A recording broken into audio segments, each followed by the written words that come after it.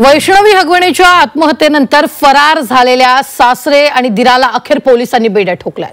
पुण्यातील स्वारगेट परिसरात त्यांना अटक करण्यात आली। तब्बल 7 दिवस दोघेही फरार होते।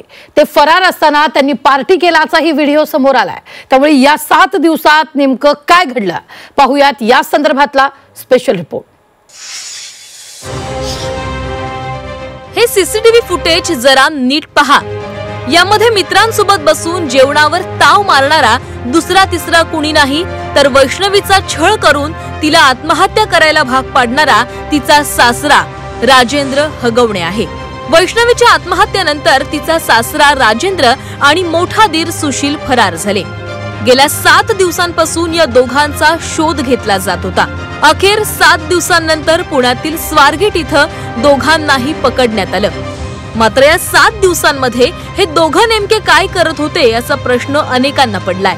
17 मे 2025 रोजी वैष्णवीचा मृतदेह पाहण्यासाठी हे दोघेही इंडिवर गाडीनं औंध रुग्णालयामध्ये दाखल झाले।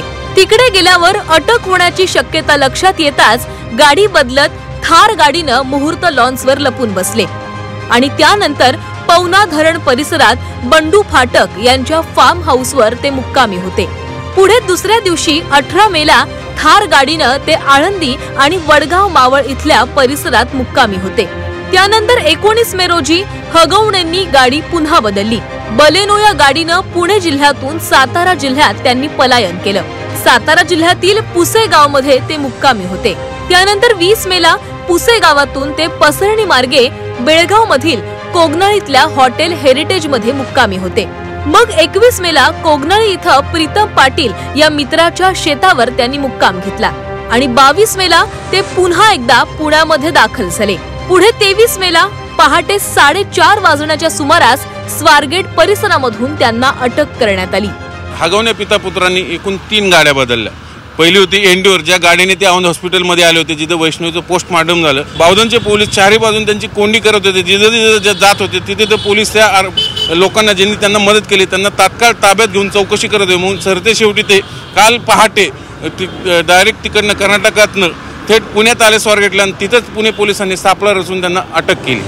7 दिवसांनी या दोघांनाही अटक झाली असली तरी त्यांच्या फरार असण्यावरून अनेक प्रश्न उपस्थित केले जात आहेत। सामाजिक कार्यकर्त्या अंजली दमनिया यांनी हगवणे कुटुंबाला राजकीय पाठबळ असल्याचा आरोप केलाय।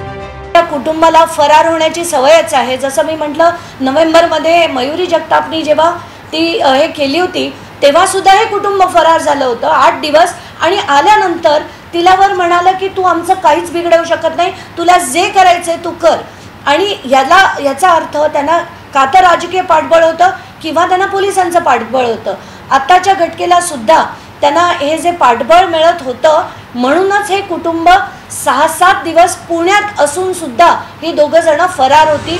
आता दोषींना जन्मठेपेची शिक्षा व्हावी अशी मागणी हगवणेंची मोठी सून आणि वैष्णवीची जाव मयुरी हिनं केली आहे। ज्यांनी त्रास दिलाय तिला म्हणजे ते त्यांना जन्मठेपेची शिक्षा ही मी कालच म्हणते की जन्मठेपेची शिक्षा ही झालीच पाहिजे त्यांना। माझे मिस्टर असते तरी त्यांनी लवकर म्हणजे त्यांनी फरार न होता लवकर त्यांनी समोर येऊन जर सांगितलं असतं की हे काय माझा संबंधच नाहीये याच्यात वगैरे, नक्कीच आज त्यांना म्हणजे ते याच्यातून बाहेर पडले असते किंवा अटक नसेल झाली। म्हणजे जे मेन सूत्रधार आहे ते तर म्हणजे मीडिया समोर आलेलेच आहेत। हुंड्यासाठी वैष्णवीचा अमानुष छळ करण्यात आला। इतका छळ की वैष्णवी 9 महिन्यांच्या बाळाला पोरकं करून निघून गेली। आता या सर्व आरोपींवर कठोर शिक्षा झाल्यानंतरच वैष्णवीला न्याय मिळेल अशी भावना तिच्या घरच्यांनी व्यक्त केली आहे। चंद्रकांत फुंदे, झी 24 तास, पुणे।